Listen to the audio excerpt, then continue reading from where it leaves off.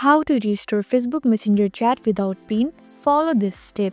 First, open the Messenger app on your mobile device. Next, tap on the hamburger icon at the bottom right corner of the screen. Then click on the gear icon at the top. After that, scroll down to the bottom and select Account Center. Once inside, choose your information and permission. Now select Download your information to begin the process. From here, tap on Download or Transfer information. After that, choose a specific type of information.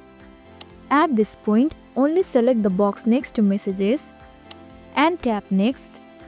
Then select Download to device. Moreover, choose your date range and hit Save. Then select your file format and your media quality.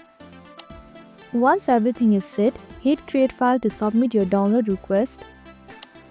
Once the file has been created, hit Download and you will be able to restore your chats. There you go. Now you know how to restore Facebook Messenger chat without PIN.